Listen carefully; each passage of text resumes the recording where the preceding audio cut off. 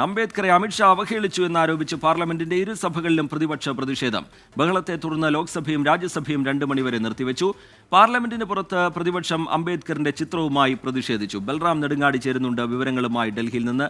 ബൽറാം, എന്താണ് വലിയ പ്രതിഷേധത്തിലേക്ക് വഴിവെച്ച കാര്യങ്ങൾ? ഒപ്പം തന്നെ ഈ ബൽറാം കേൾക്കാമോ? ബൽറാം, വലിയ പ്രതിഷേധത്തിലേക്ക് നീങ്ങിയത് എങ്ങനെയാണ് ബൽറാം? റിജിത്ത്, കഴിഞ്ഞ ദിവസം രാജ്യസഭയിൽ ഭരണഘടനയുമായി ബന്ധപ്പെട്ട ചർച്ചകൾ നടക്കുന്ന ഘട്ടത്തിൽ കേന്ദ്ര ആഭ്യന്തരമന്ത്രി നടത്തിയ പരാമർശമാണ് ഈ വിവാദത്തിന് അടിസ്ഥാനമായത്. ആഭ്യന്തരമന്ത്രി പറഞ്ഞത്, അടുത്തിടെയായി പ്രതിപക്ഷത്തിലെ ചില നേതാക്കൾ അംബേദ്കർ അംബേദ്കർ അംബേദ്കർ എന്ന മുദ്രാവാക്യവും വിളിച്ചുകൊണ്ടിരിക്കുന്നു. അവർ അതിന് പകരമായി ഭഗവാന്റെ പേര് ഉച്ചരിക്കുകയാണെങ്കിൽ അവർക്ക് സ്വർഗത്തിൽ പോകാം എന്നുള്ളതായിരുന്നു. ഇത് അംബേദ്കറെ അവഹേളിക്കുന്ന പരാമർശമാണ് ആഭ്യന്തരമന്ത്രി നടത്തിയത് എന്ന പ്രതികരണം ഉടൻ തന്നെ പ്രതിപക്ഷ നേതാക്കൾ നടത്തിയിരുന്നു. തുടർന്നാണ് ഇന്ന് രാവിലെ അംബേദ്കറിന്റെ ചിത്രവുമായി പ്രതിപക്ഷ നേതാക്കൾ പാർലമെന്റിന് പുറത്ത് പ്രതിഷേധിച്ചത്. ഈ പ്രതിഷേധം പാർലമെന്റിന്റെ ഇരുസഭകൾക്കും അകത്തേക്കും വ്യാപിച്ചിരിക്കുകയാണ്.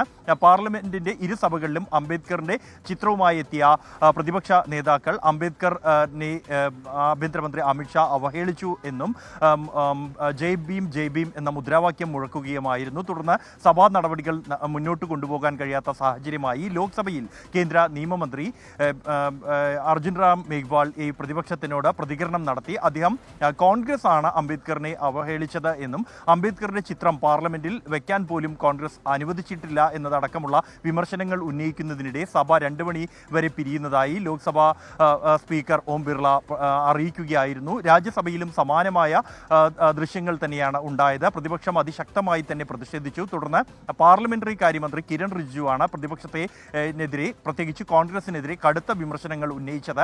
1952 നടന്ന തിരഞ്ഞെടുപ്പിൽ അംബേദ്കറിനെ പരാജയപ്പെടുത്തിയത് കോൺഗ്രസ് ആയിരുന്നു. അദ്ദേഹത്തെ 2 തവണ കോൺഗ്രസ് പരാജയപ്പെടുത്തുകയും അദ്ദേഹം സഭയിൽ എത്തുന്നത് വിലക്കുകയും ചെയ്തു കോൺഗ്രസ്. അത്തരം കോൺഗ്രസ് പ്രവർത്തകരാണ് ഇപ്പോൾ അംബേദ്കറിന് വേണ്ടി സംസാരിക്കുന്നത് എന്നും അംബേദ്കറിനെ അവഹേളിച്ചത് കോൺഗ്രസ് ആണ് എന്നുമായിരുന്നു കിരൺ റിജിജുവിന്റെ വാക്കുകൾ. എന്നാൽ പ്രതിപക്ഷം പ്രതിഷേധം തുടർന്ന പശ്ചാത്തലത്തിലാണ് രാജ്യസഭയും 2 മണിവരെ. ബൽറാം നെടുങ്ങാടി വിവരങ്ങൾ നൽകുകയായിരുന്നു.